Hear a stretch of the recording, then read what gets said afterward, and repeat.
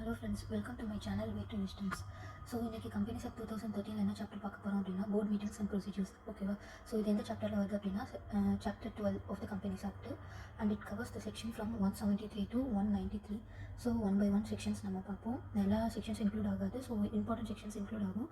Once இந்த video பார்த்துட்டு புக்ஸையும் ரிவைஸ் பண்ணிக்கோங்க. இது வந்து ஹெல்ப்ஃபுல்லாக இருக்கும். Okay, so first section 173 subsection 1 frequency of the board meeting. அதாவது போர்ட் மீட்டிங் வந்து கம்பெனியில் எப்போலாம் கண்டக்ட் பண்ணுவாங்க அப்படின்னா, சப்போஸ் இப்போ தான் கம்பெனி இன்கார்பரேட் ஆகிருக்கு அப்படின்னா within 30 days from the date of incorporation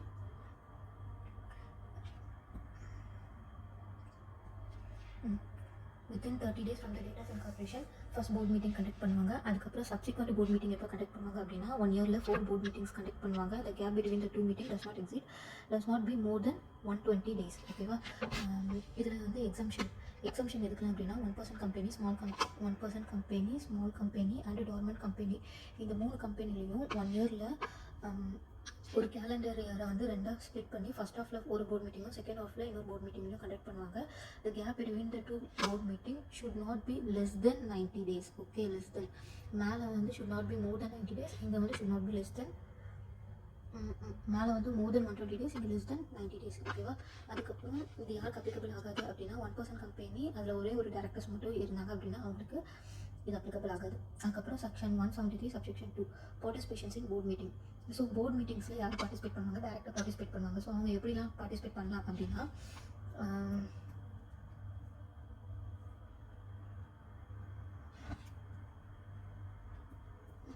எப்படிலாம் பார்ட்டிசிபேட் பண்ணலாம்னா in person, video conferencing, audio video visuals மூலியமாக பார்ட்டிசிபேட் பண்ணலாம். 3 மோட்ஸில் அவங்க பார்ட்டிசிபேட் பண்ணலாம்: in person, video conferencing, audio video visuals.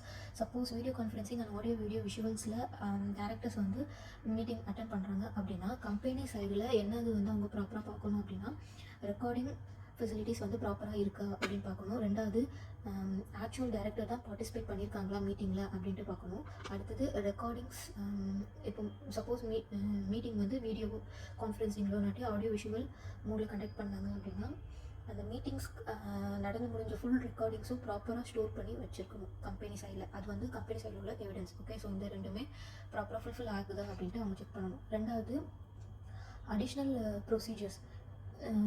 Video conferencing and audio visual மூலியமாக மீட்டிங் கண்டக்ட் பண்ணுறாங்க அப்படின்னா என்னென்ன ப்ரொசீஜர்ஸ்லாம் கம்பெனி வந்து ஃபாலோ பண்ணணும் அப்படின்னா, ஸோ ஃபஸ்ட்டு வந்து என்னென்னா make a proper arrangement to avoid the failure of the audio or visual connections. So network connections எல்லாம் ப்ராப்பராக இருக்குது அப்படின்ட்டு கம்பெனி சைடில் வந்து பார்க்கணும். ஸோ அதுக்கான ப்ராப்பர் அரேஞ்ச்மெண்ட் மேக் பண்ணணும். ரெண்டாவது chair persons and company secretary என்னென்னலாம் என்ஷூர் பண்ணணும் அப்படின்னா integrity of the meeting, availability of the proper equipment, meeting conduct பண்ணுற எக்யூப்மெண்ட் எல்லாம் ஃபுல்ஃபில்லாக இருக்குது அப்படின்ட்டு பார்க்குறாங்க. அப்புறம் recording the proceedings and minutes of the meeting நடந்தது வந்து ப்ராப்பராக ரெக்கார்ட் பண்ணுறாங்களா, ரெக்கார்டிங் ஃபெசிலிட்டிஸ் ப்ராப்பராக அவைலபிளாக இருக்கா அப்படின்ட்டு செக் பண்ணணும். யார் அப்படின்னா சேர்மன் அண்ட் கம்பெனி செக்ரட்டரி. ரெண்டாவது பண்ண ரெக்கார்டிங்கை வந்து ப்ராப்பராக ஸ்டோர் பண்ணி வைக்கணும், ஸ்டோர் பண்ணி லேபிள் பண்ணி வைக்கணும். எதுக்கு முன்னாடி அப்படின்னா audit of the year, before the completions of the audit of the year. அப்புறம் ஆல் த டைரக்டர்ஸ் வந்து able to hear and see the other directors, other participants clearly. Video conferencing மூலியமாக நடக்கிறதுனால சம்டைம்ஸ் வந்து சவுண்ட் இஷ்யூ வரும், clarity issue வரும். So இந்த இஷ்யூஸ்லாம் வந்து ப்ராப்பராக கம்பெனி சைடில் ரெக்டிஃபை பண்ணியிருக்கணும்.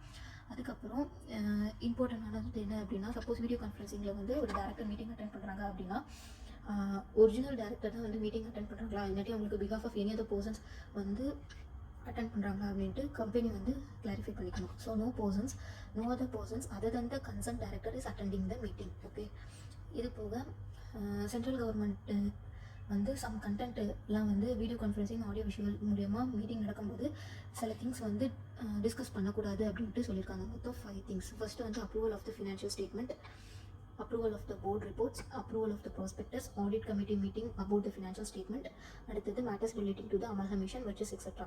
இந்த கண்டென்ட் எல்லாம் பற்றி டிஸ்க்ளோஸ் பண்ணும்போது மீட்டிங் வந்து இன் பர்சனில் தான் நடந்திருக்கணும், வீடியோ கான்ஃபரன்சிங்கும் ஆடியோ விஷயங்களும் நடந்திருக்கக்கூடாது அப்படின்ட்டு யார் சொல்லியிருக்காங்க அப்படின்னா சென்ட்ரல் கவர்மெண்ட் இன்ஃபார்ம் பண்ணியிருக்காங்க. Next section 173 subsection 3 notice of the board meeting. So மேலே வந்து frequency of the board meeting, அதுக்கப்புறம் participations of the board meeting ரெண்டு பார்த்தோம். அடுத்தது notice of the board meeting 173 subsection 3ல. So notice of the board meeting வந்து என்ன அப்படின்னா, ஒரு மீட்டிங் யூஸ்வலாக கண்டக்ட் பண்ணுறாங்க அப்படின்னா நோட்டீஸ் வந்து ப்ராப்பராக சென்ட் பண்ணியிருக்கணும். அதுக்கு சில டைம் லிமிட் இருக்குது. என்ன அப்படின்னா அட்லீஸ்ட் 7 days ஆஃப் நோட்டீஸ் வந்து சென்ட் பண்ணியிருக்கணும். யாருக்கு சென்ட் பண்ணியிருக்கணும்? ஸோ போர்ட் மீட்டிங் யார் அட்டென்ட் பண்ணுறாங்க? டேரக்டர்ஸ் அட்டென்ட் பண்ணுறாங்க. ஸோ எல்லா டேரக்டர்ஸுக்கும் போர்ட் மீட்டிங் நடக்கிறதுக்கு முன்னாடி 7 daysக்கு முன்னாடி நோட்டீஸ் வந்து இஷ்யூ பண்ணியிருக்கணும். அட் தேர் ப்ராப்பரான address registered in the company. So அந்த நோட்டீஸ் வந்து எப்படி கொடுப்பாங்க அப்படின்னா by hand delivery, post, electronic mode, இந்த 3 மோட் ஆஃப் இதில் வந்து நோட்டீஸ் வந்து இஷ்யூ பண்ணுவாங்க டேரக்டர்ஸ்க்கு. ஓகேவா? இந்த meetings may be call by the shorter notice less than 7 days. So எல்லா கேஸ்லையும் 7 daysக்கு முன்னாடி நோட்டீஸ் இஷ்யூ பண்ணணும் அப்படின்ட்டு இல்லை. சம்டைம்ஸ் வந்து லெஸர் தேன் 7 daysக்கு முன்னாடியும் நோட்டீஸ் வந்து இஷ்யூ பண்ணுவாங்க. அது எந்த கேஸில் அப்படின்னா in case of urgent business, ஏதாவது அர்ஜென்ட்டாக சம் டிசிஷன்ஸ் ஏதாச்சும் எடுக்கணும் அப்படின்னா அந்த டைமில் மீட்டிங் வந்து இமீடியட்டாக கண்டக்ட் பண்ணுற மாதிரி இருக்கும். ஸோ அப்போ 7 daysக்கு முன்னாடி நோட்டீஸ் இஷ்யூ பண்ணி மீட்டிங் கண்டக்ட் பண்ணுறதுனால ஸோ கம்பெனி சம் லாஸஸ் வந்து ஃபேஸ் பண்ணுற மாதிரி இருக்கும். ஸோ அந்த டைமில் வந்து லெஸர் தேன் 7 daysலேயும் வந்து நோட்டீஸ் வந்து இஷ்யூ பண்ணுவாங்க. ஓகே, ஆனால் அந்த மீட்டிங் வந்து எப்போ வந்து வேலிட் ஆகும் அப்படின்னா அந்த மீட்டிங்கில் அட்லீஸ்ட் ஒரு இண்டிபெண்டன்ட் டைரக்டர்ஸ் அந்த மீட்டிங் அட்டென்ட் பண்ணியிருக்கணும். சப்போஸ் இண்டிபெண்டன்ட் டைரக்டர் ஆப்சென்ட்டாக இருந்தாங்க அப்படின்னா the decisions taken at the meeting shall be circulated and finalized when ratified by at least one independent director. Okay, suppose independent director வந்து meeting இந்த lesser தென் 7 days notice issue பண்ணி conduct பண்ணுற மீட்டிங்கில் independent director attend பண்ணாங்க அப்படின்னா அது valid. Suppose independent director absent ஆகிட்டாங்க அப்படின்னா அந்த மீட்டிங்கில் எடுக்கிற டிசிஷன்ஸ் வந்து இண்டிபெண்டன்ட் டைரக்டருக்கு இன்ஃபார்ம் பண்ணி அவங்க ரெக்டிஃபை பண்ணி அப்ரூவ் பண்ணாங்க அப்படின்னா அப்போ அது வேலிட். அதர்வைஸ் அந்த மீட்டிங் வந்து இன்வேலிட். ஓகே, இந்த further provisions relating to the notice of board meeting. இதில் வந்து என்ன பார்த்தோம் அப்படின்னா நோட்டீஸ் வந்து எத்தனை டேஸ்க்குள்ளே சென்ட் பண்ணணும்? 7 daysக்கு குறையாகவும் நம்ம சென்ட் பண்ணிக்கலாம். சென்ட் பண்ணியிருந்தாங்கன்னா இண்டிபெண்டன்ட் டைரக்டர்ஸ் மீட்டிங் அட்டென்ட் பண்ணியிருக்கணும். சப்போஸ் இண்டிபெண்டன்ட் டைரக்டரால் அட்டென்ட் பண்ண முடியல அப்படின்னா த decisions taken at the meeting, என்ன டிசிஷன் மீட்டிங் எடுத்தாங்களோ அந்த இதை வந்து இண்டிபெண்டன்ட் டைரக்டருக்கு இன்ஃபார்ம் பண்ணி அப்புறம் வாங்கியிருந்தாங்க அப்படின்னா மீட்டிங் வந்து வேலிட். இது போக அடிஷ்னலாக என்ன பாயிண்ட்ஸ் வந்து நோட்டீஸில் வந்து இன்க்ளூட் ஆகிருக்கும் அப்படின்னா நோட்டீஸ் வந்து இஷ்யூ பண்ணும்போது இதில் வந்து வீடியோ கான்ஃபரன்சிங், ஆடியோ விஷுவல்ஸ் மூலியமாகவும் நீங்கள் வந்து மீட்டிங் அட்டென்ட் பண்ணிக்கலாம். அப்படி ஒரு ஆப்ஷன்ஸ் இருக்குது அப்படின்ட்டு டேரக்டர்ஸ்க்கு வந்து இன்டிமேட் பண்ணணும். நெக்ஸ்ட் டேரக்டரோட டியூட்டிஸ் வந்து என்ன அப்படின்னா director on receiving the notice, the director shall communicate their intention to participate the meeting through video conferencing or audio visuals. அடுத்தது director வந்து அவங்களோட ஒப்பீனியன் வந்து சொல்லலாம். சப்போஸ் அவங்க வந்து வீடியோ கான்ஃபரன்சிங், ஆடியோ விஷுவல் மூலமா அட்டென்ட் பண்ணுறது வாலண்டரியாக இருந்தாங்க அப்படின்னா அவங்களோட இன்டென்ஷன் கம்பெனிக்கு தெரியப்படுத்தணும். ஓகேவா? Through this the company can make the necessary arrangement. So கம்பெனிக்கு இன்ஃபார்ம் பண்ணுறதுனால எத்தனை directors video conferencing, audio visuals மூலிமா மீட்டிங் அட்டென்ட் பண்ண போகிறாங்கன்ட்டு கம்பெனிக்கு தெரிஞ்சிச்சு அப்படின்னா அது மூலிமா அவங்க வந்து நெசசரியான அரேஞ்ச்மெண்ட்ஸ் எல்லாம் மேக் பண்ணிப்பாங்க. ஸோ என்னென்ன அரேஞ்ச்மெண்ட் மேலே பார்த்துருந்தோம்ல, ஸோ அதுதான். அடுத்தது சப்போஸ் இப்போ டேரக்டர்ஸ் வந்து fail to express is opinion video conferencing, audio visuals வந்து மூலயமா அக்செப்டன்ஸோ இல்லாட்டி டிஸ்அக்செப்டன்ஸோ எதுவுமே கொடுக்கல அப்படின்னா it can be considered the person attending the meeting in person. Okay, எதுவுமே இன்டிமேட் பண்ணல அப்படின்னா கம்பெனி வந்து இன் பர்சனில் டேரக்டர் அட்டென்ட் பண்ணுறாங்க அப்படின்ட்டு கன்சிடர் பண்ணிடுவாங்க. அடுத்தது if the director who has intention to attend the meeting through electronic mode and give him declarations at the beginning of the calendar year, then it shall be valid at the end of the calendar year. இதில் என்ன சொல்லியிருக்கு அப்படின்னா so ஒவ்வொரு நோட்டீஸ்லேயும் இந்த மாதிரி options கொடுத்துருப்பாங்க. So அதை வந்து டேரக்டர் அவாய்ட் பண்ணிக்கலாம். சப்போஸ் ஒரு டேரக்டர் கம்பெனியில் இருக்காங்க, அவங்க வந்து எப்போவுமே இன்பர்சனால் மீட்டிங் அட்டென்ட் பண்ண முடியாது. ஸோ அந்த மாதிரி உள்ள டேரக்டர் வந்து என்ன பண்ணுவாங்க அப்படின்னா அந்த இயர் ஸ்டார்டிங்லேயே வந்து மென்ஷன் பண்ணிடுவாங்க, எல்லா மீட்டிங்குமே நான் வந்து through video conferencing, audio visual மூலியமாக தான் அட்டென்ட் பண்ண போகிறேன் அப்படின்ட்டு முன்னாடியே கம்பெனிக்கு ஒரு டிக்ளரேஷன் கொடுத்துருவாங்க. ஸோ அப்போது அந்த இயர் ஃபுல்லுமே அந்த பர்சன் வந்து வீடியோ கான்ஃபரன்சிங், ஆடியோ விஷுவல் மூலியமாக தான் மீட்டிங்ஸ் அட்டென்ட் பண்ணுவாங்க. ஸோ அதான் இந்த பாயிண்ட். ஓகே, மொத்தம் 5 points. அடுத்தது secretarial standards on the meetings of board. So secretarial ஸ்டாண்டர்ட்ஸில் மீட்டிங்ஸ் பற்றி என்ன சொல்லியிருக்காங்க அப்படின்னா செக்ரட்டரியல் ஸ்டாண்டர்ட்ஸ்னால் அந்த ஆடிட் ஸ்டாண்டர்ட்ஸ், அக்கௌண்டிங் ஸ்டாண்டர்ட்ஸ் சொல்கிற மாதிரி செக்ரட்டரியல் ஸ்டாண்டர்ட். ஸோ இந்த notice shall be issued by the company secretary. Delivery of notice shall be made in the name specified by the directors.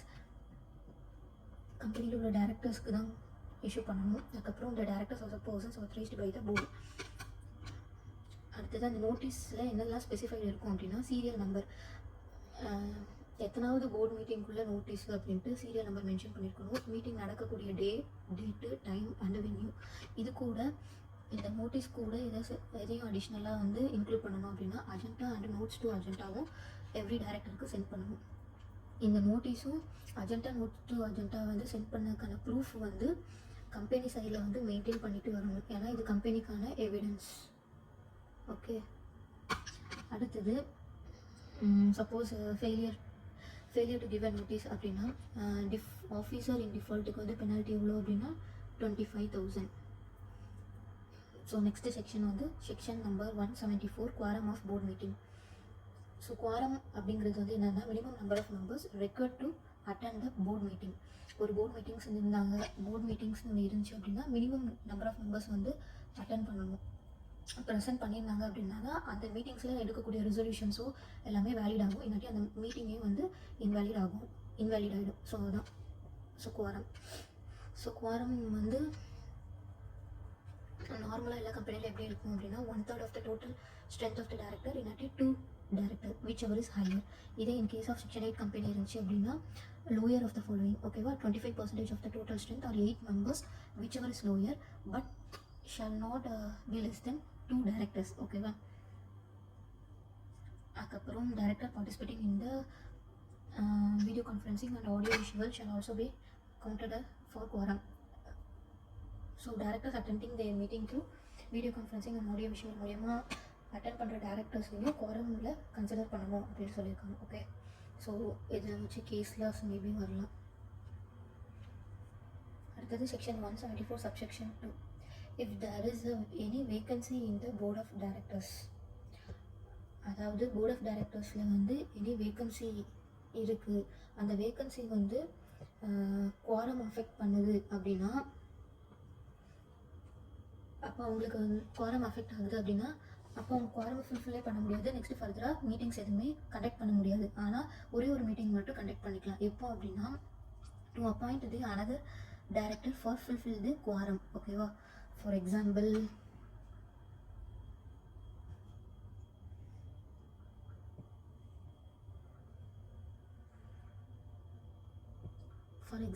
First கேஸில் வந்து பார்த்தோன்னா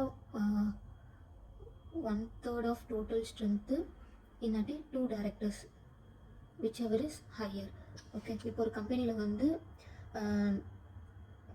1 டேரக்டர் தான் இருக்காங்க மொத்தமாகவே. ஓகேவா, டியூ டு வேக்கன்சி மூலயமா இருக்கிறது வந்து 1 டேரக்டர் தான் இருக்காங்க. அப்போ அந்த 1 டேரக்டர் வச்சு எந்த மீட்டிங்ஸும் கண்டக்ட் பண்ண முடியாது. ஓகே, எந்த மீட்டிங்ஸும் கண்டக்ட் பண்ண முடியாது. ஆனால் ஒரே ஒரு மீட்டிங்ஸ் மட்டும் கண்டக்ட் பண்ணலாம். என்ன அப்படின்னா இன்னொரு மீட்டிங்ஸில் வந்து இன்னொரு டேரக்டர் அப்பாயிண்ட் பண்ணுறதா இருந்தாங்க அப்படின்னா அந்த மீட்டிங் மட்டும் கண்டக்ட் பண்ணலாம். அந்த மீட்டிங் வந்து வேலிட் அப்படின்னு சொல்லியிருக்காங்க. ஓகே, அதான் இது நான் ரிசல்ட்டட் இன் நான் கம்ப்ளைண்ட்ஸ் ஆஃப் குவாரம். இந்த கேஸில் வந்து என்ன அப்படின்னா எக்ஸாம்பிள் இப்போது சேம் ப்ரொவிஷன் தான் 1/3 of the total strength or 2 director. ஆனால் கம்பெனியில் வந்து இப்போ 3 டேரக்டர்ஸ் வந்து ப்ரெசென்ட்டில் இருக்காங்க. ஓகே, வேக்கன்சி எல்லாமே போய் 3 டேரக்டர்ஸ் இருக்காங்க. எனிவே அவங்க வந்து இந்த கண்டிஷன்ஸ் வந்து சாட்டிஸ்ஃபை பண்ணியிருக்காங்க. 2 டேரக்டர்ஸ் இருந்தாலே போதும். அவங்க இன்னும் 3 டேரக்டர்ஸ் இருக்காங்க. So higher of the followings தானே. ஓகே, ஸோ இந்த கேஸில் எதுவுமே அஃபெக்ட் ஆகாது. நார்மலாக நீங்கள் வந்து போர்ட் மீட்டிங் கண்டக்ட் பண்ணிக்கலாம். அடுத்தது செக்ஷன் 174 சப்செக்ஷன் 3 இன்ட்ரஸ்டட் டைரக்டர் அப்படிங்கிறது வந்து என்ன அப்படின்னா director interested in the contracts or arrangement entered or proposed contract or arrangement entered into. இதில் இது main. At any time if there is a number of interested director exceeds or equal to 2/3 of the total number of directors. ஒரு கம்பெனியில் 2/3 of the total strength of டைரக்டரும் interested டைரக்டராக இருந்தாங்க அப்படின்னா so அந்த டைமில் குவாரம் வந்து என்ன அப்படின்னா த நம்பர் ஆஃப் நான் இன்ட்ரஸ்டட் டைரக்டர் தான் குவாரமாக எடுத்துக்கணும். ஓகேவா, so for example total director 15 directors இருக்காங்க அப்படின்னா இன்ட்ரஸ்டட் டைரக்டர் 10 டேரக்டர்னா பேலன்ஸ் எவ்வளோ இருக்காங்க 5. ஓகே, இந்த 5 தான் நமக்கு குவாரமாக இருக்கணும். இந்த 5 மெம்பர்ஸ் வந்து மீட்டிங்கில் ப்ரெசென்ட் ஆகி இருந்தால் மட்டும்தான் மீட்டிங்ஸ் வந்து என்ன ஆகும் அப்படின்னா வேலிட் ஆகும். Otherwise it's will be void. Okay, adjourned of board meeting suppose குவாரம்னால வந்து ஃபுல்ஃபில் பண்ணல அப்படின்னா மீட்டிங் அட்ஜாயின் பண்ணிடுவாங்க. ஸோ மீட்டிங் நார்மலாக அட்ஜாயின் பண்ணாலே next week after same day same place same டைமில் இருக்கும். அப்புறம் secretary standards on board meetings. இந்த quorum should be presented throughout the meeting. So குவாரம்ங்கிறது வந்து ஜஸ்ட் வந்து மீட்டிங் கண்டக்ட் பண்ண போது மட்டும் ஃபுல்ஃபில் பண்ணிவிட்டு ஃபர்தராக வந்து எனி டேரக்டர் வந்து மீட்டிங் விட்டு லீவ் ஆகி போகக்கூடாது. So till the end of the மீட்டிங்லையும் அந்த டேரக்டர் வந்து ப்ரெசென்ட் ஆகிருக்கணும் அப்படின்ட்டு செக்ரட்டரி ஸ்டாண்டர்ட்ஸில் சொல்லியிருக்கு. ஓகேவா, ரெண்டாவது வந்து the committee meetingsல the presence of all members will constitute the quorum for meeting. கமிட்டினா இந்த audit committee, nomination and remunerations committee, இந்த மாதிரி கமிட்டிலெல்லாம் மீட்டிங் வைப்பாங்கள்ல. ஸோ அப்போது கமிட்டியில் உள்ள எல்லா மெம்பர்ஸுமே ப்ரெசென்ட் ஆகிருக்கணும். ஸோ அப்போ தான் குவாரம் ஃபுல்ஃபில் ஆகிருக்குன்ட்டு வரும். ஓகேவா? அடுத்தது note, section 174 will not apply to the 1% company in case of there is only one director. 1% கம்பெனிக்கு குவாரம் வந்து அப்ளிகபிள் ஆகாது, ஏன்னா அதில் ஒரு பர்சன் தான் டைரக்டராக இருப்பாங்க. அதுக்கப்புறம் குவாரம் கேல்குலேட் பண்ணும்போது ஃப்ராக்ஷன்ஸில் வந்துச்சு அப்படின்னா அதை ரவுண்ட் ஆஃப் பண்ணிக்கணும். அப்புறம் total strength of directors, quorum ப்ரொவிஷனில் வந்து one third of the total strength, 25% of total strength அப்படின்னு பார்த்தோம்ல, அந்த டோட்டல் ஸ்ட்ரென்த்தில் யார் இன்க்ளூட் ஆக மாட்டாங்க அப்படின்னா வேக்கன்ட் பொசிஷன்ஸ் வந்து இன்க்ளூட் ஆக மாட்டாங்க. ப்ரெசென்ட்டில் உள்ளவங்க மட்டும் தான் இன்க்ளூட் ஆகும். அவ்வளோதான் section 174. Next section 175, passing of resolutions by circulations. Passing of resolutions by circulations. நார்மலாக வந்து ரெசல்யூஷன் பாஸ் பண்ணணும் அப்படின்னா என்ன பண்ணுவாங்க, ஒன்று ஜென்ரல் மீட்டிங்கோ இல்லாட்டி போர்ட் மீட்டிங்லையோ கண்டக்ட் பண்ணி உள்ள பர்சன்ட் எல்லாத்தையும் அப்ரூவல் வாங்கி ரெசல்யூஷன் மெஜாரிட்டி அக்செப்டன்ஸ் இருந்துச்சு அப்படின்னா ரெசல்யூஷன் பாஸ் பண்ணுவாங்க. இந்த செக்ஷன் 175 என்ன சொல்கிறாங்க அப்படின்னா ரெசல்யூஷன் சர்க்குலேஷன் மூலியமாகவும் பாஸ் பண்ணலாம் அப்படின்ட்டு சொல்லியிருக்காங்க. ஸோ எப்படி பாஸ் பண்ணுவாங்க அப்படின்னா, என்ன ரெசல்யூஷன்ஸ் வந்து மீட்டிங்கில் எடுக்க போகிறாங்களோ அதை ஒரு ரெசல்யூஷன் டிராஃப்டாக க்ரியேட் பண்ணி அதை வந்து எல்லா டேரக்டர்ஸ்க்கும் சர்க்குலேட் பண்ணுவாங்க. ஸோ டேரக்டர்ஸ் வந்து வித்தின் 7 டேஸ்க்குள்ளே அக்செப்டன்ஸ் ஒன்று அக்செப்ட் பண்ணியிருக்கணும், இல்லாட்டி ரிஜெக்ட் பண்ணிக்கணும். அக்செப்ட் பண்ணிட்டாங்க அப்படின்னா அந்த ரெசல்யூஷன் வந்து வேலிட் ஆகிடும். ரெசல்யூஷன் வந்து ரெசல்யூஷன் வந்து பாஸ் பண்ணிடுவாங்க. சப்போஸ் வித்தின் 7 டேஸ்க்குள்ளே வந்து அவங்க அக்செப்டன்ஸ் கொடுக்கல அப்படின்னா அந்த ரெசல்யூஷன் டிராஃப்ட் வந்து ரிஜெக்ட் ஆகிடும். ஸோ வித்தின் 7 டேஸ்க்குள்ளே டேரக்டர்ஸ்க்கு எப்படிலாம் கொடுப்பாங்கன்னா பை ஹேண்ட் டெலிவரி மூலியமாக, போஸ்ட், கொரியர், எலக்ட்ரானிக் மீன்ஸ் இது மூலியமாக அந்த ரெசல்யூஷன் டிராஃப்ட் வந்து டேரக்டர்ஸ்க்கு வந்து சென்ட் பண்ணுவாங்க. ஸோ அவங்க அக்செப்டன்ஸ் கொடுக்கணும். Majority of the directors approves பண்ணினாங்கன்னா the resolution will be passed. சப்போஸ் இவங்க எப்படி கம்பெனி வந்து இந்த ரெசல்யூஷன் டிராஃப்ட் பாஸ் பண்ணி டேரக்டர்ஸ் வந்து என்ன சொல்கிறாங்க, at least 1/3 of the total number of directors requires the resolution should be passed in the board meeting and not by circulations. அதாவது என்ன அப்படின்னா, எல்லா டேரக்டர்ஸ்லையும் 1/3 ஆஃப் த டேரக்டர்ஸ் வந்து என்ன சொல்கிறாங்க அப்படின்னா, இந்த ரெசல்யூஷன்ஸ் வந்து இம்பார்ட்டன்ட் மேட்டர்ஸ் இருக்குது, ஸோ இது கண்டிப்பாக போர்ட் மீட்டிங்ஸ் வச்சு தான் பண்ணணும், ரெசல்யூஷன் டிராஃப்ட் மூலியமாக பண்ணக்கூடாது அப்படின்ட்டு அவங்களோட ஒப்பீனியன் தெரிவித்தாங்க. அப்படின்னா எவ்வளோ 1/3 of the total number of directors வந்து இந்த மாதிரி ரெசல்யூஷன்ஸ் வந்து போர்ட் மீட்டிங்ஸில் தான் பாஸ் பண்ணணும் அப்படின்னு சொல்லியிருந்தாங்க. அப்படின்னா அப்போது அந்த ரெசல்யூஷன்ஸ் வந்து போர்ட் மீட்டிங் கண்டக்ட் பண்ணி தான் பாஸ் பண்ணுவாங்க. ஓகே, அடுத்தது the resolution passed by the circulation shall be noted and be part of minutes of the next board meeting. அதாவது ரெசல்யூஷன் டிராஃப்ட் பண்ணி ரெசல்யூஷன் வந்து பாஸ் பண்ணிட்டாங்க அப்படின்னா அதை அந்த என்ன ரெசல்யூஷன் பாஸ் பண்ணாங்களோ அது நெக்ஸ்ட் போர்ட் மீட்டிங்ஸோட மினிட்ஸ்க்கு கொஞ்சம் டைம் கொடுத்து அதை ரீட் பண்ணுவாங்க. அடுத்தது இந்த resolution draft should be circulated not more then 7 days for the director to give response. மேலே சொன்னால வித்தின் 7 டேஸ்க்குள்ளே டேரக்டர் வந்து அந்த ரெசல்யூஷன் டிராஃப்ட்டுக்கு ரெஸ்பான்ஸ் பண்ணியிருக்காங்க. அவ்வளோதான். அடுத்தது section 118 minutes of the meetings. So section 118 119 இன்டரில் படித்தது தான். ஸோ இது ரொம்ப இம்பார்ட்டன்ட் இல்லை, சொன்னால் அது ப்ரீஃபாக இருக்குல்ல, பட் புக்கில் இருக்குது, நீங்கள் அதை ரீட் பண்ணிக்கோங்க. ஓகேவா? அடுத்தது section 179 powers of the board. போர்டுக்கு என்னென்ன பவர்ஸ்லாம் இருக்குது அப்படின்னா, கம்பெனிக்கு என்னென்ன பவர்ஸ் இருக்கோ எல்லாமே போர்டுக்கும் இருக்குது. So the board of director shall entitle to ensure all the powers which the company is authorised to do so. Okay, ஆனால் but the power shall be subjected to the provision of the AOA, MOA and regulations made in the general meeting. ஆனால் அந்த powers எதை exit ஆகிக்கக்கூடாது, ஏஓஏக்கு அகேன்ஸ்டாவோ எம்ஓஏக்கு அகேன்ஸ்டாவோ இல்லாட்டி general மீட்டிங்கில் போட்ட ரெகுலேஷன்ஸ்க்கு அகேன்ஸ்டாவோ போர்டோட powers வந்து execute பண்ணக்கூடாது. அவ்வளோதான். அடுத்தது the board cannot perform the activities which the company is not authorized to do so. First point பார்த்தோம்ல, அதே தான். கம்பெனிக்கு என்ன பவர்ஸ் இருக்கோ சேம் பவர்ஸ் தான் போர்டுக்கு இருக்கும். ஸோ கம்பெனி எது செய்யக்கூடாதோ ஸோ அது போர்டும் செய்யக்கூடாது. அடுத்தது இது இம்பார்ட்டன்ட். இது வந்து என்ன அப்படின்னா, சப்போஸ் இங்கே என்ன சொன்னோம், ரெகுலேஷன்ஸில் ஏதாச்சும் ஜென்ரல் மீட்டிங்கில் ஏதாச்சும் ரெகுலேஷன் பாஸ் பண்ணியிருந்தாங்க அப்படின்னா அதுக்கு அகேன்ஸ்டாக போர்டு செய்கிறதுக்கு பவர் இல்லை. பட் இந்த ரெகுலேஷன் பாஸ் பண்ணுறதுக்கு முன்னாடி போர்ட் ஆஃப் டைரக்டர்ஸ் ஏதாச்சும் ஆக்டிவிட்டீஸ் வந்து பண்ணியிருந்தாங்க அப்படின்னா அந்த ஆக்டிவிட்டீஸ் வேலிடா இன்வேலிடா அப்படின்ட்டு கேஸில் கேட்கலாம். அதுக்கு ஆன்சர் வந்து என்ன அப்படின்னா, ரெகுலேஷன் பாஸ் பண்ணுறதுக்கு முன்னாடி போர்ட் ஆஃப் டைரக்டர்ஸ் என்ன பண்ணாலுமே அது வேலிட் தான். ரெகுலேஷன் பாஸ் பண்ணதுக்கப்புறம் போர்ட் ஆஃப் டைரக்டர்ஸ் வந்து பண்ணாங்க அப்படின்னா அது இன்வேலிட். ஓகே, அடுத்தது the powers of board can be exercised by passing a resolution in a duly consent board meeting. Powers of board, so resolution pass board meetingல resolutions எதுக்குலாம் pass பண்ணுவாங்க அப்படின்னா, to make a calls on shareholders in respect of unpaid shares. இதெல்லாமே போர்டோட powers தான். ஓகேவா? So share holders வந்து ஏதாவது unpaid ஷேர்ஸ்க்கு ஏதாச்சும் அமௌண்ட் பே பண்ணாமல் இருக்காங்க, கால் அமௌண்ட் பே பண்ணாமல் இருந்தாங்க அப்படின்னா அதை கேட்குறதுக்கான பவர்ஸ் போர்டுக்கு இருக்குது. அதுக்கப்புறம் authorised buyback securities, issue securities, including debentures whether inside or outside India, invest the funds of the company. இதை நோட் பண்ணிக்கோங்க, பின்னாடி சொல்கிறேன். ஸோ கம்பெனியில் உள்ள ஃபண்ட்ஸை வந்து இன்வெஸ்ட் பண்ணுற ரைட்ஸ் பவர் வந்து போர்டுக்கு இருக்குது. அப்புறம் போர்டு வந்து ஃபினான்ஷியல் ஸ்டேட்மெண்ட்டும் போர்டு ரிப்போர்ட்டையும் அப்ரூவ் பண்ணுவாங்க. டைவர்சிஃபை த பிஸ்னஸ், ஸோ பிஸ்னஸை வந்து டைவர்சிஃபை பண்ணி டெவலப் எப்படினாலும் பண்ணலாம். அப்புறம் approved amalgamation, merger and reconstruction, take over the company or acquire the substantial state in another company. அப்புறம் இது வரைக்கும் போர்டு வந்து அவங்களே வந்து பண்ணிப்பாங்க. நெக்ஸ்ட்டு வந்து என்ன அப்படின்னா, to borrow moneys to get grant loans and gives guarantee. Money வெளியிலேருந்து வாங்கினாலோ இல்லாட்டி இவங்க மற்றவங்களுக்கு லோன்ஸ் கொடுக்கணும்னாலோ இல்லாட்டி கேரண்டி எதுவும் பண்ணுறாங்கனாலும் இந்த பவர் வந்து போர்ட் ஆஃப் டைரக்டர்ஸ் யாருக்கு கொடுத்துருவாங்க, கமிட்டிக்கு கொடுத்துருவாங்க. ஓகே, யாருக்கெல்லாம் கொடுக்கலாம் அப்படின்னா கமிட்டிக்கு, managing director, manager or principal officer of the company, இல்லாட்டி principal officer of the branch office. அதான் சொல்லியிருக்காங்க, இந்த board of director by resolution delegated such powers to the. இந்த பவர்ஸ் எல்லாம் இவங்களுக்கு கொடுத்துருவாங்க. Okay, committee, managing director, manager and principal officer of the branch company.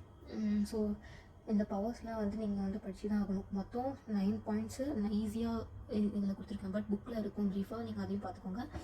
But powers எல்லாம் படித்து தான் ஆகணும், ஸோ ஆப்ஷன் இல்லை. அடுத்தது ரூல் 8லேயும் சில பவர்ஸ் இருக்குது. என்ன அப்படின்னா, போர்ட் ஆஃப் டைரக்டர்ஸ் வந்து கீ மேனேஜர் பர்சன் அப்பாயிண்ட் பண்ணிக்கலாம், internal auditor, secretarial auditor appoint பண்ணிக்கலாம். அப்புறம் make a public contribution, public இல்லை, பொலிட்டிக்கல் கான்ட்ரிபியூஷன்ஸ் வந்து கான்ட்ரிபியூட் பண்ணிக்கலாம். ஸோ பொலிட்டிக்கல் கான்ட்ரிபியூஷன்னா comes under section 29A of 1951 representations of people அப்படின்ட்டு ஒரு ஆக்ட் கீழே பொலிட்டிக்கல் பார்ட்டி வந்து ரிஜிஸ்டர் பண்ணியிருந்தாங்க அப்படின்னா அவங்களுக்கு வந்து கான்ட்ரிபியூட் பண்ணிக்கலாம், எவ்வளோ நாளும் பண்ணிக்கலாம். அடுத்தது section 180 restrictions on powers of board. மேலே வந்து 9 பாயிண்ட்ஸ் பவர்ஸ் ஆஃப் போர்டு பார்த்தோமா, கீழே வந்து restrictions on powers of board. போர்டுக்கு சில ரெஸ்ட்ரிக்ஷன்ஸ் இருக்குது. என்னன்னா மொத்தம் 4 பாயிண்ட்ஸ் தான், ஈஸியாக இருக்கும். ஸோ ஃபஸ்ட்டு வந்து என்ன அப்படின்னா,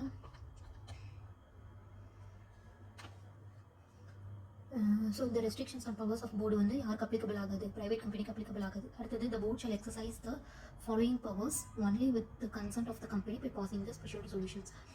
ஸோ இதெல்லாமே normal restrictions to the powers of the board. ஓகேவா, இது நீங்கள் எக்ஸிக்யூட் பண்ணணும் அப்படின்னா ஸ்பெஷல் ரெசல்யூஷன் பாஸ் பண்ணி நீங்கள் பண்ணிக்கலாம். ஸோ இந்த 4 கேசஸ்லையும் போர்டு வந்து அவங்க ஏதாவது பண்ணணும் அப்படின்னா ஸ்பெஷல் ரெசல்யூஷன்ஸ் பாஸ் பண்ணி தான் பண்ணுவாங்க. ஸோ ஃபர்ஸ்ட் பாயிண்ட் வந்து என்னன்னா, sell, lease or disposal of all or substantially all of any undertakings of the company. Sell, lease or disposal of the whole or substantially whole of the undertakings of the company. So இதில் உங்களுக்கு undertakingsனா என்னன்னு தெரியாது. So undertakings அப்படின்னா in which more than 20% of the net worth investment is made in a team and generate 20% of the total income. இதுதான் undertaking சொல்கிறோம். அடுத்தது substantially old அப்படின்னா more than or equal to 20% of the outstanding undertakings as per the latest audited financial statement. So sell, lease or disposal of the whole or substantially whole of the undertakings. இந்த கேஸ்க்கு வந்து board வந்து special resolutions pass பண்ணி தான் பண்ணணும். So board வந்து அவங்களோட own concern இதில் எதுவும் வைக்க முடியாது. அடுத்தது investment of the compensation received through merger and amalgamations in merger and amalgamations other than trust securities. So இது என்ன அப்படின்னா இன்வெஸ்ட்மெண்ட்ஸ். ஸோ நார்மலாக வந்து கம்பெனியில் உள்ள ஃபண்டு வந்து கம்பெனிக்காண்டி இன்வெஸ்ட் பண்ணுற ரைட்ஸ் போர்டுக்கு இருக்குது. ஆனால் எந்த அமௌண்ட்டு இன்வெஸ்ட் பண்ணுறதுக்கான ரைட்ஸ் இல்லை அப்படின்னா compensations received through merger and amalgamations மூலியமாக எனி காம்பன்சேஷன்ஸ் வந்து நமக்கு வந்துச்சு அப்படின்னா அதை வந்து இன்வெஸ்ட் பண்ணுற ரைட்ஸ் வந்து போர்ட்ஸ் கிடையாது. சப்போஸ் அப்படி பண்ணுறதா இருந்துச்சுன்னா ஸ்பெஷல் ரெசல்யூஷன் பாஸ் பண்ணி பண்ணணும். ஓகே, அடுத்தது தேர்ட் பாயிண்ட் வந்து மணி பாரோ பண்ண போகிறீங்க அப்படின்னா ஒரு லிமிட் இருக்குது. பெய்ட் அப் share capital plus free reserve plus security premium. இந்த அமௌண்ட்டெல்லாம் ஆட் பண்ணால் ஒரு அமௌண்ட் வரும்ல, அந்த அமௌண்ட்டுக்கு எக்ஸீடாக வந்து நீங்கள் அமௌண்ட் பாரோ பண்ண போகிறதா இருந்துச்சு அப்படின்னா அப்போது ஸ்பெஷல் ரெசல்யூஷன் போர்டு வந்து பாஸ் பண்ணணும். அடுத்தது remit or give time to repayment of due from the directors. So இது வந்து என்ன அப்படின்னா, ஸோ டேரக்டர்ஸ் வந்து கம்பெனிட்டிலேருந்து சம் லோன் அமௌண்ட் ஏதாச்சும் வாங்கியிருப்பாங்க. ஸோ அந்த டைமில் வந்து போர்டு வந்து அவங்களுக்கு வந்து எக்ஸ்ட்ரா டைம் ரீபேமெண்ட் பண்ணுறதுக்கு எக்ஸ்ட்ரா டைமோ இல்லாட்டி ரெமிட் பண்ணாலோ பண்ண முடியாது. ஸோ அப்படியே ஏதாச்சும் நீங்கள் எக்ஸ்ட்ரா டைம் வந்து அந்த டேரக்டருக்கு கொடுக்குறீங்க அப்படின்னா ஸ்பெஷல் ரெசல்யூஷன் பாஸ் பண்ணணும். ஓகே, ஸோ மொத்தம் restrictions on powers of board வந்து 4 பாயிண்ட்ஸ் தான். ஓகே, ஈஸியாக நம்பர் வச்சுக்கலாம். To sell, lease or disposal of the whole or substantially whole of any undertaking.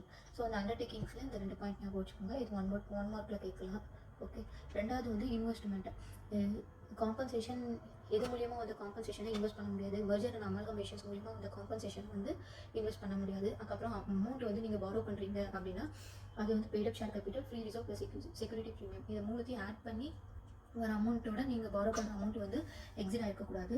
அடுத்தது உங்கள் கம்பெனியில் உள்ள டேரக்டருக்கு வந்து ஏதாவது லோன் வாங்கி அந்த ரீபேமெண்ட்டுக்கு வந்து நீங்கள் எக்ஸ்ட்ரா டைம் கொடுக்குறீங்களோ இல்லாட்டி அந்த லோன் அமௌண்ட்டை ரெமிட் பண்ணுறீங்களோ அந்த டைமில் நீங்கள் ஸ்பெஷல் ரெசல்யூஷன் பாஸ் பண்ணணும்.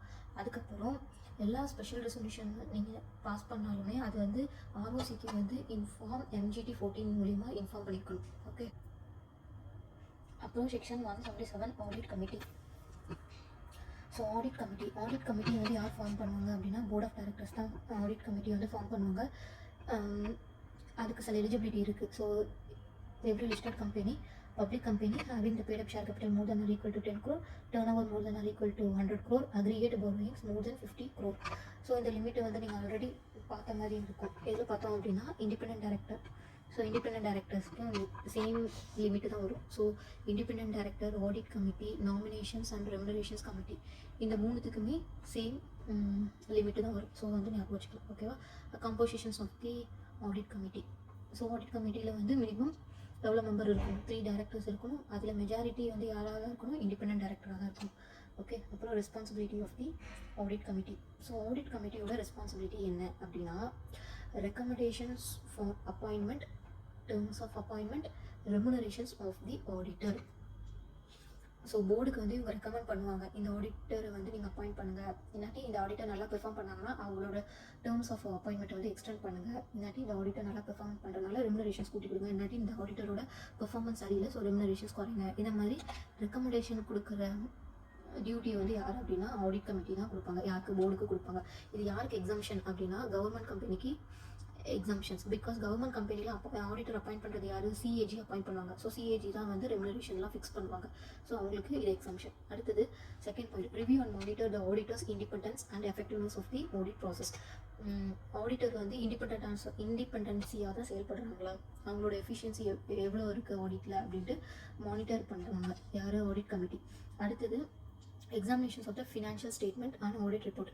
ஆடிட் கமிட்டியோட ரெஸ்பான்சிபிலிட்டியிலேருந்து என்ன அப்படின்னா ஃபினான்ஷியல் ஸ்டேட்மெண்ட்டும் ஆடிட் ரிப்போர்ட்டும் எக்ஸாமின் பண்ணுவாங்க. அடுத்தது approval or subsequent modifications of transactions of the related parties. இது இம்பார்ட்டன்ட். ஸோ ரிலேட்டட் பார்ட்டி ட்ரான்சாக்ஷன்ஸ்க்கு வந்து ஆடிட் கமிட்டி யுனானிமஸ் அப்ரூவல் அப்படின்ட்டு கொடுத்துருவாங்க.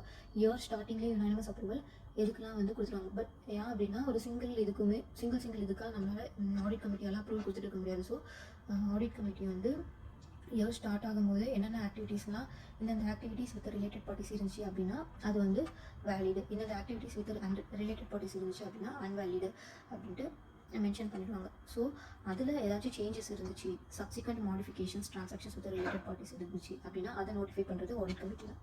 அடுத்தது scrutiny of the inter corporate loans and investment, அதுக்கப்புறம் valuations of the assets of the company, அப்புறம் valuations of internal financial control, risk management system, இதெல்லாம் பண்ணுறது. அப்புறம் மானிட்டரிங் த பப்ளிக் மூலியமாக ஏதாச்சும் ஆஃபர்ஸ் வாங்கியிருந்தீங்க அப்படின்னா என்ன பர்பஸ்க்காண்டி வாங்கினீங்களோ அதை தான் எக்ஸிக்யூட் பண்ணியிருக்காங்களா அப்படின்ட்டு மானிட்டர் பண்ணுறது தான் ஆடிட் கமிட்டி தான். Monitoring the end user of the funds raised by the public offers. அடுத்தது the role of auditors in the audit committee. So audit கமிட்டியில் ஆடிட்டரோட ரோல் என்ன அப்படின்னா ஃபஸ்ட்டு இது நம்ம வச்சுக்கோங்க, reviewing the financial statement before the submissions of the board. போர்டுக்கு submit பண்ணுறதுக்கு முன்னாடி ஃபினான்ஷியல் ஸ்டேட்மெண்ட் கரெக்டாக தான் இருக்கா அப்படின்ட்டு செக் பண்ணுறது ஆடிட்டரோட டியூட்டி. அடுத்தது ஸ்கோப் ஆஃப் ஆடிட், ஆடிட்டரோட முக்கியத்துவம் கரெக்டாக அவங்க பண்ணுறாங்களா அப்படின்ட்டு பண்ணணும். ஸோ அது கரெக்டாக பண்ணுறாங்களா அது. அடுத்து இன்டர்னல் கண்ட்ரோல் சிஸ்டம்ஸ். ஸோ இன்டர்னலில் உள்ள எல்லாமே அவங்க கண்ட்ரோல் பண்ணிக்கலாம். அடுத்தது discuss any related issues with the secretary auditor, internal auditor and management of the company. So உங்களுக்கு ஆடிட்டருக்கு வந்து மேனேஜ்மெண்ட்லேருந்து எந்த இன்ஃபர்மேஷன்ஸ் வேணாலுமே கேதர் பண்ணிக்கலாம். ஸோ மேனேஜ்மெண்ட்லேருந்து எடுத்துக்கலாம், ஸ்டாட்யூட்டரி ஆடிட்டர், இன்டர்னல் ஆடிட்டர்லேருந்து வாங்கிக்கலாம். அடுத்தது ஆடிட் கமிட்டியில் ஆடிட் ரிப்போர்ட்டை பற்றி ஏதாச்சும் டிஸ்கஸ் பண்ணுறாங்க அப்படின்னா அப்போ அந்த ஆடிட்டருக்கு வந்து அந்த மீட்டிங்ஸில் ஓட் பண்ணுற ரைட்ஸ் வந்து கிடையாது. ஓகே, அதுதான். அடுத்தது செக்ஷன் 177 சப்செக்ஷன் 9 விகில் மெக்கானிசம். ஸோ விகில் மெக்கானிசம்ங்கிறது வந்து என்ன அப்படின்னா கம்பெனியில் உள்ள லோயர் லெவல் ஆஃப் டைரக்டர் எம்ப்ளாயிலாம் இருப்பாங்கல்ல, ஸோ அவங்களோட ஒப்பீனியனை வந்து மேனேஜ்மெண்ட்டுக்கு தெரிவிக்கிறதுக்காண்டி உருவாக்கப்பட்ட சிஸ்டம் தான் இந்த விக்கில் மெக்கானிசம்ஸ். ஸோ ஓகேவா, ஊஷல் ஃபார்ம் த விக்கில் மெக்கானிசம். ஸோ கம்பெனியில் விக்கில் மெக்கானிசம்ஸ் இருக்கணும் அப்படின்னா அதுக்கு சில எலிஜிபிலிட்டி இருக்குது. ஸோ என்னன்னா, every listed company accept the deposits from the public. அதுக்கப்புறம் company with borrowings from the banks financial institutions more than 50 crore. இந்த லிமிட்லாம் வந்து சாட்டிஸ்ஃபைட் ஆச்சு அப்படின்னா கம்பெனியில் விக்கில் மெக்கானிசம் வைப்பாங்க. ஓகேவா, who will oversees the vehicle mechanism? ஓவர்சீஸ்னா ஒன்றும் ஜஸ்ட் மானிட்டர் யார் பண்ணுவாங்க அப்படின்னா, ஆடிட் கமிட்டி இருந்துச்சு அந்த கம்பெனிலனா ஆடிட் கமிட்டி பண்ணுவாங்க. சப்போஸ் ஆடிட் கமிட்டி இல்லை அப்படின்னா அது அந்த கேஸில் வந்து ஒரு டேரக்டரை வந்து நாமினேட் பண்ணி அவங்க வந்து அதை செக் பண்ணுவாங்க. அவ்வளோதான். அடுத்தது section 166 duties of the directors.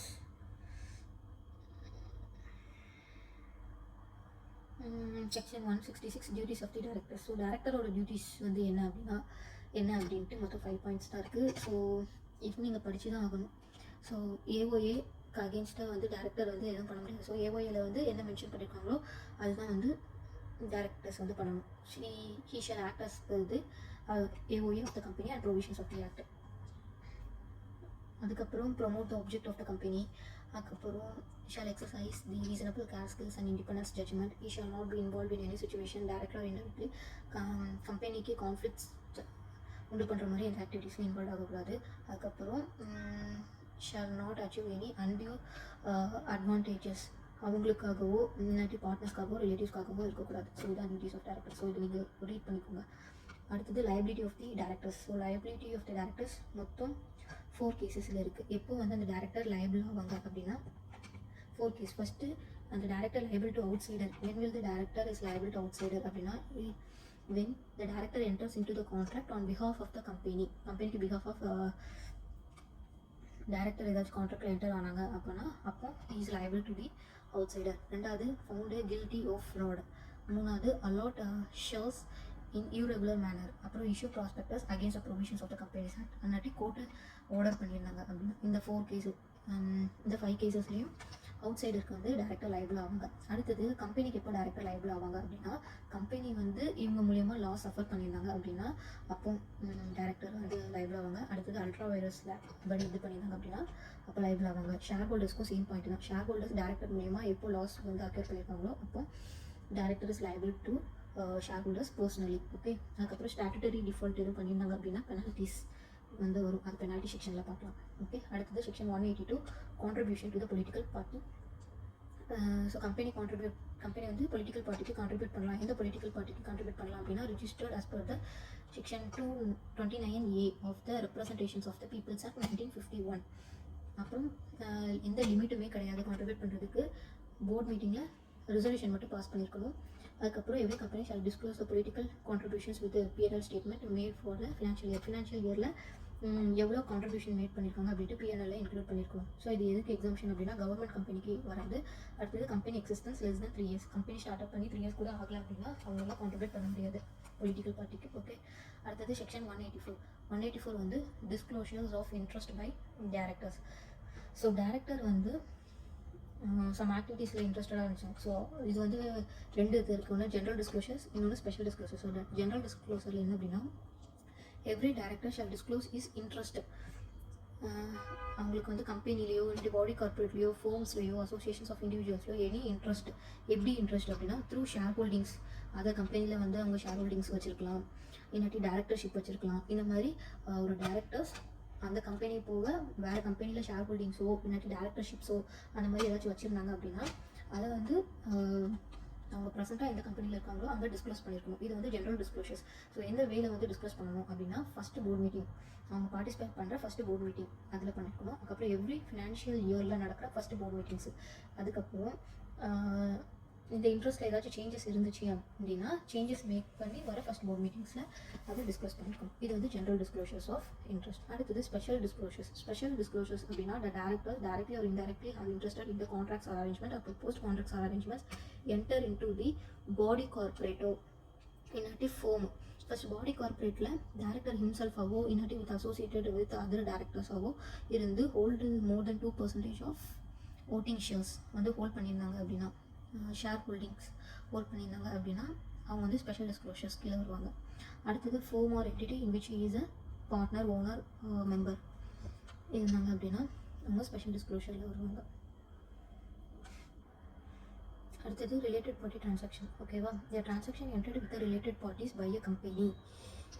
Okay, related பார்ட்டிஸ்னால் யார் அப்படின்னா director or is relative, key manager person or his relative, a firm in which a director or key manager person is a partner, private company in which a director or relative is a member, body corporate. இதெல்லாம் வந்து related parties அப்படி சொல்லியிருக்காங்க. இப்போ டிரான்சாக்ஷன்ஸ்னால் என்ன transactions அப்படின்னா sale or purchase of goods, sale of property, leasing of property.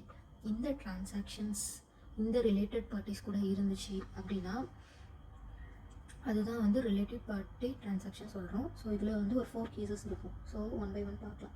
எந்த கேசஸ்க்கு வந்து நார்மலாக ரிலேட்டட் பார்ட்டி டிரான்சாக்ஷன்ஸ்னால் யார்கிட்ட அப்ரூவல் வாங்கணும், ஆடிட் கமிட்டிகிட்ட அப்ரூவல் வாங்கணும், அவங்க யுனானிமஸ் அப்ரூவல் வந்து கொடுப்பாங்க. ஓகேவா?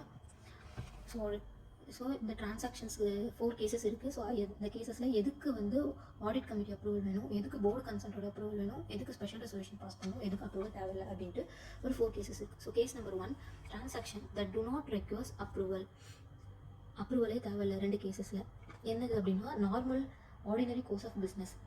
ஆர்டினரி கோர்ஸ் ஆஃப் பிஸ்னஸ் அப்படின்னா என்னென்னா sale or purchase of goods, sale of property, leasing of property. இந்த டிரான்சாக்ஷன்ஸ்லாம் ஜஸ்ட் வித் நார்மலாக நீங்கள் பண்ணுறீங்க அப்படின்னா நார்மல் கோர்ஸ் ஆஃப் பிஸ்னஸ், இந்த ரிலேட்டட் பார்ட்டிஸோட இல்லாமல் சம் அதர் பர்சன்கிட்ட நீங்கள் இந்த டிரான்சாக்ஷன் பண்ணுறீங்க அப்படின்னா அப்போ நீங்கள் அப்ரூவல் பண்ண வேண்டாம். அதுக்கப்புறம் இது வந்து ஆர்ம்ஸ் லென்த் ப்ரைஸில் தான் நீங்கள் பண்ணுறீங்க அப்படின்னாலும் அப்ரூவல் வேண்டாம். 2வது transaction which request the consent of board consent வந்து எப்போல்லாம் வாங்கணும் அப்படின்னா to not require special resolutions. Special resolution pass பண்ணி டிரான்சாக்ஷன் நடக்காமல் ரிமைனிங் உள்ளதுக்கு போர்டு கன்சென்ட் வாங்கியிருக்கணும். அடுத்தது ஆர்ம்ஸ் லென்த் ப்ரைஸ் படி இவங்க வந்து கோட் பண்ணலனாலும் போர்டோட கன்சென்ட் வாங்கியிருக்கணும். அடுத்தது the transaction that requires special resolutions in general meeting. மொத்தம் 5 கேஸ் இருக்கும். மொத்தம் 6 கேஸில் ஜென்ரல் மீட்டிங்கில் ஸ்பெஷல் ரெசல்யூஷன் பாஸ் பண்ணியிருக்கணும். எப்போ அப்படின்னா a contract or arrangement with sale, purchase, supply of any goods or material, இல்லாட்டி selling, buying any property or disposing.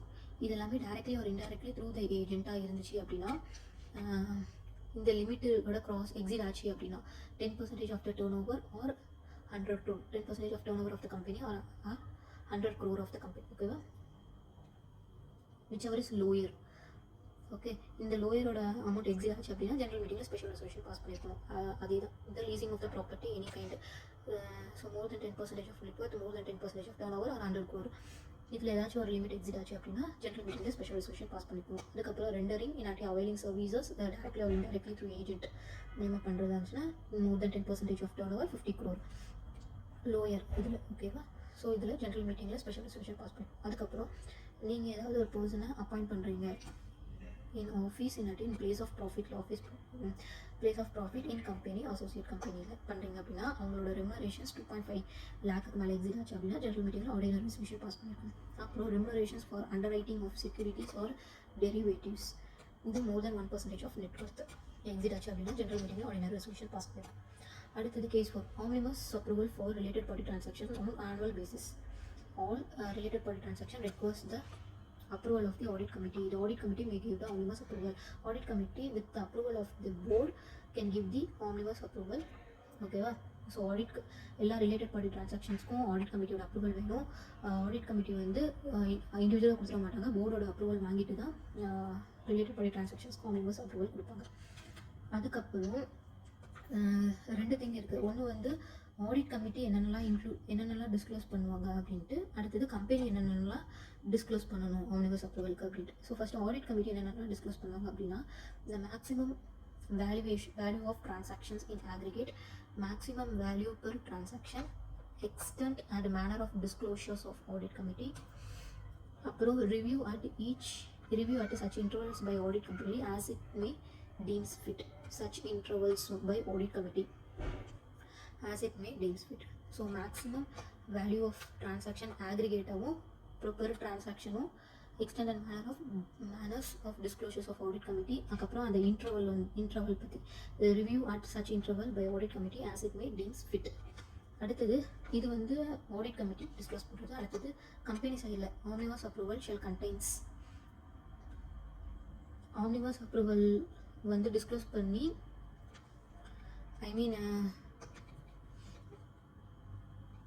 Omnibus approval என்னென்னலாம் வந்து இன்க்ளூட் ஆகிருக்கும் அப்படின்னா, the name of the related party, எந்த பார்ட்டிக்கு ஆம்னிபஸ் அப்ரூவல் கொடுத்துருக்கீங்க, அதுக்கப்புறம் nature and durations of the transactions to be entered and durations of transactions to be entered, maximum amount of transaction, lease price, contract price, any other informations as may be prescribed.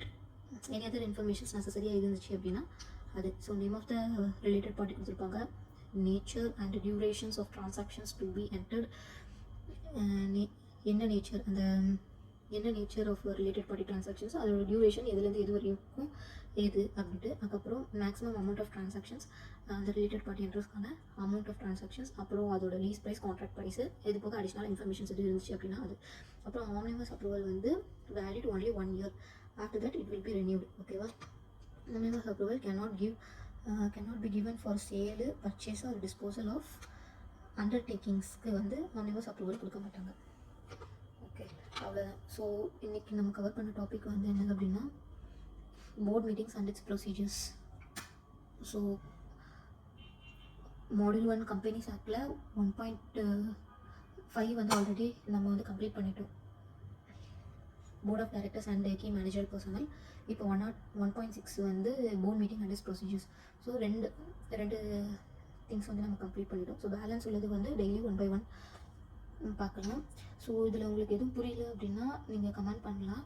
Suppose anything improvement பண்ணணும் அப்படின்னாலும் நீங்கள் comment பண்ணலாம். Once நீங்கள் இதை read பண்ணிவிட்டு நீங்கள் புக்கையும் read பண்ணுங்கள். இதில் வந்து சில இது வந்து படிக்கிற மாதிரி இருக்கும். For example the powers of board, restrictions of board, அதெல்லாம் வந்து பாயிண்ட்ஸ் வந்து நீங்கள் படிக்கணும். ஜஸ்ட் வீடியோ பார்த்தா மட்டும் உங்களுக்கு என்ன ஆகாது. ஸோ அதெல்லாம் ஒன்ஸ் வந்து படிங்க. அப்புறம் ரிப்பீட்டடாக வந்து கேஸ் கிளாஸ் போட்டு பாருங்கள். ஸோ கொஞ்சம் வந்து கான்செப்ட் வைஸ் ஸ்ட்ராங் ஆகிடலாம். Okay, thank you.